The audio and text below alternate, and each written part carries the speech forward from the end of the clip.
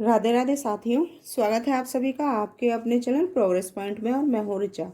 साथियों, यहाँ पर जो हमारी पाठ योजनाओं की संख्याएं चल रही हैं वो मैक्रो टीचिंग और हमारा फाइनल टीचिंग प्लान से संबंधित चल रही हैं। इससे पहले मैं आपको भी वीडियो डाल चुकी हूँ, उन सभी का लिंक जो है मैं आपको डिस्क्रिप्शन बॉक्स में डाल दूंगी। जो हमारा सब्जेक्ट यहाँ पर चल रहा है वो चल रहा है गणित यानी कि मैथ। यहाँ पर हम मैक्रो टीचिंग के अंतर्गत एक सब्जेक्ट में 20 प्लान तैयार करते हैं और दोनों सब्जेक्टों को मिलाकर के हमारी कुल टोटल 40 प्लान तैयार किए जाते हैं, जो कि मैक्रो टीचिंग के अंतर्गत आते हैं। अब इसी में से हम फाइनल टीचिंग प्लान किस तरीके से तैयार कर सकते हैं, उसमें भी कुछ थोड़ी पूरा ऐसे ही होता है, लेकिन बस उसमें थोड़ी सी बात का ध्यान रखना होता है। वो क्या बात है, इस वीडियो के अंत में आपको मैं बता देती हूँ, और जहाँ वो पॉइंट आएगा उसको मैं बता दूंगी, क्लियर कर दूंगी। ठीक है। अब यहाँ पर आपको एक चीज़ और मैं बता देती हूँ कि जैसे कि हायर एजुकेशन से संबंधित यदि कोई आपको प्रॉब्लम है तो आप मेरे व्हाट्सअप नंबर पर कांटेक्ट कर सकते हैं। वहाँ पर आपको आपकी हर समस्या का समाधान मिलेगा, और वहाँ पर आप मुझे कॉल ना करें, केवल आप मुझे व्हाट्सअप मैसेज से अपनी समस्याओं का समाधान प्राप्त कर सकते हैं। नंबर नोट कर लीजिए। नंबर है मेरा 9760529776। इस नंबर पर आप मुझे कांटेक्ट कर सकते हैं। अब ये बात तो आपके समस्याओं के समाधान की रही। दूसरी बात, यदि वीडियो आपके काम की है तो प्लीज़ लाइक करना बिल्कुल ना भूलें, क्योंकि आपके एक लाइक से ही मेरा बहुत मनोबल बढ़ता है और मैं आपके लिए बेहतर से बेहतर करने की पूरी कोशिश करती हूँ। दूसरी बात, यदि आपके काम की नहीं है, आपने देखा, उसके लिए बहुत धन्यवाद। और लेकिन जो आपके परिचित हों ऐसे जहाँ पर ये काम आ सकती है, वहाँ पर वीडियो को शेयर करना भी बिल्कुल ना भूलें। तीसरी बात, अगर आप चैनल पर पहली बार आए हैं तो आप प्लीज़ चैनल को सब्सक्राइब ज़रूर कर लें, ताकि वीडियो का हर नोटिफिकेशन आपको समय से मिलता जाए। नोटिफिकेशन प्राप्त करने के लिए आपको जो बेल आइकॉन है उसको भी प्रेस करना होगा, इसलिए आप उसको भी प्रेस कर लीजिए, ऑल वाला जो बटन है उसे। ठीक है। अब बिना समय गंवाए अब हम आप बढ़ते हैं आपको अपना प्लान बताने के लिए। तो जैसा कि आप यहाँ पर ये देख रहे हैं, पाठ योजना संख्या 8 है। इससे पहले भी मैं आपको वीडियोस डाल चुकी हूँ 7 तक, तो वहाँ पर उन सभी का लिंक जो है डिस्क्रिप्शन बॉक्स में मैं डाल दूंगी, आप उनको देख लीजिए और अपना एज इट इज़ प्लान उतार सकते हैं अपनी फाइल के अंदर।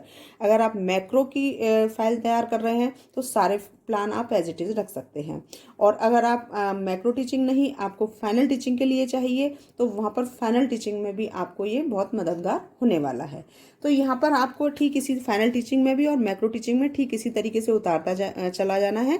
बस जहाँ पर फाइनल टीचिंग के लिए आएगा वहाँ पर मैं आपको उस बिंदु पर बता दूंगी, बाकी एज इट इज़ हमें रखना है। जैसे सबसे पहले प्लान जब तैयार करते हैं, यानी कि पाठ योजना हम जब तैयार करते हैं तो सबसे पहले उसकी संख्या डालनी होती है। तो यहाँ पर हमारी पाठ योजना संख्या हमारी तो ये 8 है। आप जो भी डालना चाहें, जो भी आपकी चल रही हो, आप उसको यहाँ पर डाल दें। तो उसमें सबसे पहले हमें दिनांक रखनी होती है। ये कॉलम मैंने इसलिए खाली छोड़ा है क्योंकि ये जिस दिन आपको मैक्रो टीचिंग करनी हो तो या फाइनल टीचिंग करनी हो तो आप जिस दिन करेंगे उसी दिनांक को इसके अंदर डालेंगे। ठीक है। फिर विषय हमारा यहाँ पर हमने ये गणित लिया है, तो यहाँ पर ये आप विषय गणित डाल लीजिए। और जो चक्र है यानी कि जो पीरियड है वो है यहाँ पर हमारा, वो आपका कोई भी हो सकता है। हमने यहाँ 7 डाला है, लेकिन आपके जो टीचर्स जो हैं सजेस्ट करें आप उसी को यहाँ पर डालें।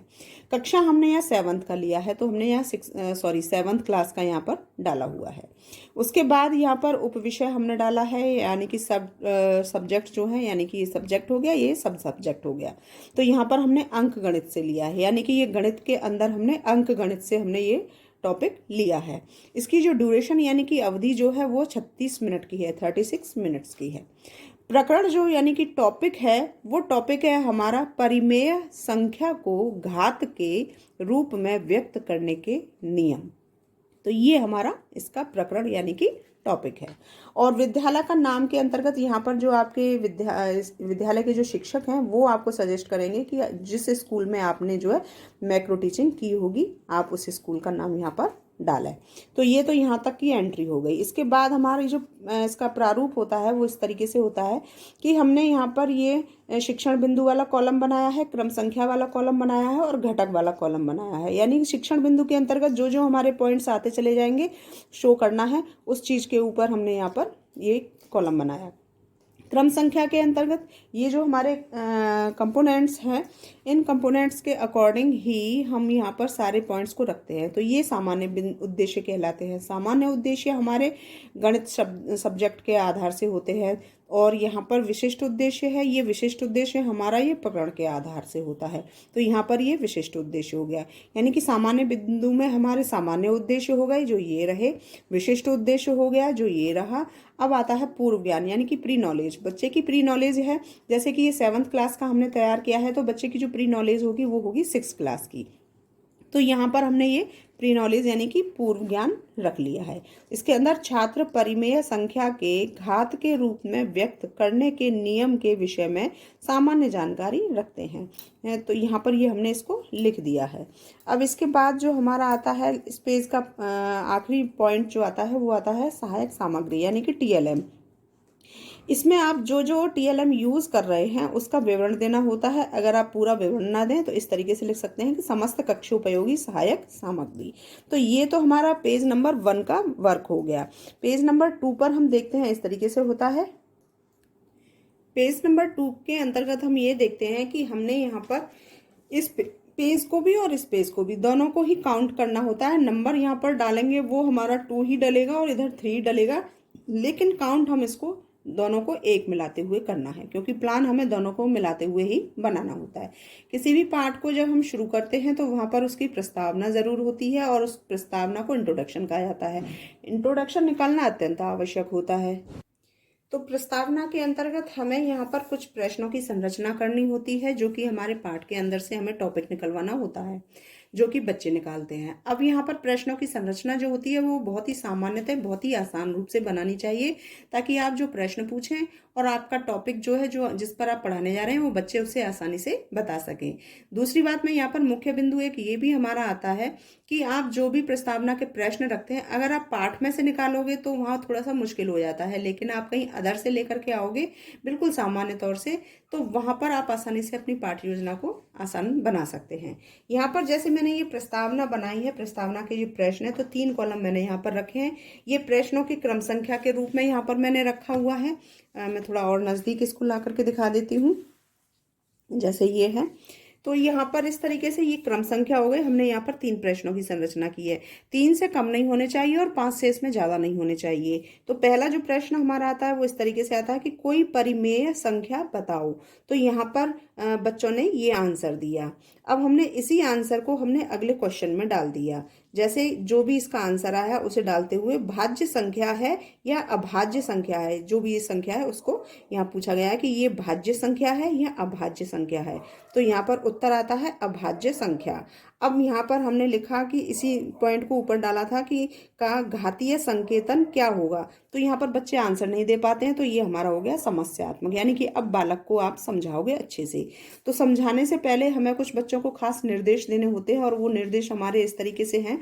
जैसे कि आप यहाँ पर ये उद्देश्य कथन देख रहे हैं, यहाँ पर लिखना है फिर अतः आज हम सभी परिमेय संख्या के घात रूप में नियमों का विस्तृत रूप से अध्ययन करेंगे। तो ये उद्देश्य कथन हो गया, यानी कि अब हम पाठ का प्रारंभ करने वाले हैं। तो हमने यहाँ पर ये लिख दिया प्रस्तुतिकरण। अब जैसा कि आप ये देख रहे हैं कि ये प्रस्तुतिकरण है, तो प्रस्तुतिकरण में हमने यहाँ पर ये 6 कॉलम तैयार किए हैं, जैसा कि ये आप देख रहे हैं। 6 कॉलम यानी कि दोनों पेजों को मिलाते हुए, यानी कि इस वाले पेज को भी और इस वाले पेज को भी। 3 कॉलम इस पेज पर हैं और 3 कॉलम उस पेज पर हैं। कौन कौन से हैं? जैसे कि यहाँ पर आप ये सबसे पहले देख रहे हैं शिक्षण बिंदु। शिक्षण बिंदु के अंतर्गत जिन जिन पॉइंटों को आप क्लियर करना है आपको, वो सारे पॉइंट आएंगे, और उस किसी का नाम भी हो सकता है, जैसे कि आप ये ज्ञानात्मक भी देख रहे हैं। अब यहाँ पर ये कॉलम वो है जो पीपुल टीचर के लिए, यानी कि आप लोगों के लिए जो आप पढ़ाओगे। तो यहाँ पर हम लिखेंगे छात्राध्यापक क्रियाएं, यानी कि पीपुल एक्टिविटीज जो होती हैं, इसको 2 तरीके से लिखा जाता है। एक तो लड़कियां हैं तो छात्राध्यापिका क्रियाएं, और लड़के हैं तो छात्राध्यापक क्रियाएं। ठीक है, इस तरीके से हो गया। तीसरा कॉलम इसी पेज पर हो गया छात्र क्रियाएं, यानी कि जो बच्चे आंसर देंगे आपकी किसी भी एक्टिविटी का, तो यहाँ पर ये बच्चों की हो गई। तो यहाँ पर स्टूडेंट एक्टिविटीज यानी कि छात्र क्रियाएं हो गई। तो 3 तो कॉलम इस पेज पर हो गए, और 3 कॉलम जो इस पेज पर हैं वो इस तरीके से हैं कि जैसे कि ये आप देख रहे हैं कि विधि प्रविधि। तो एक विधि प्रविधि, जिस चीज को आप, जैसे यहाँ पर ये प्रश्न उत्तर हो गए, तो यहाँ पर ये विधि हमारी हमारी आ गई प्रश्नोत्तर विधि। यहाँ पर आप समझाओगे, ये एक हमारा व्याख्यात्मक रूप हो गया, व्याख्या एक पैराग्राफ हो गया, इसको आप समझाओगे तो उस समय छात्र ध्यानपूर्वक सुन रहे होंगे, तो यहाँ पर लिखा जाएगा व्याख्यान विधि। ठीक है, इस तरीके से ये हो गया। तो ये हमारा चौथा कॉलम हो गया विधि प्रविधि। इसके साथ हम देखते हैं, तो अब यहाँ जैसे ये हमने 6 कॉलम तैयार किए, तो विधि प्रविधि हमारी यहाँ पर ये हो गई, और उसके अंदर जैसे ये हमारा प्रश्न उत्तर हो गया, व्याख्यात्मक रूप से चल रहा है तो ये हमारी व्याख्यान विधि हो जाती है। ठीक है, जैसे जैसे विधि हम अप्लाई करते जाएंगे वैसे वैसे हम यहाँ पर उसको उतारते चले जाएंगे।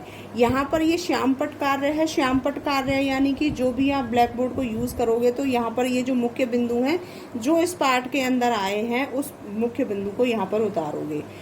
इसी तरह से सहायक सामग्री यानी कि जो भी TLM यूज चार्ट के रूप में करोगे या मॉडल के रूप में करोगे, जैसे भी करोगे, तो चार्ट के ऊपर आप जो भी पॉइंट्स लिखोगे इंपॉर्टेंट, वो यहाँ पर होगा।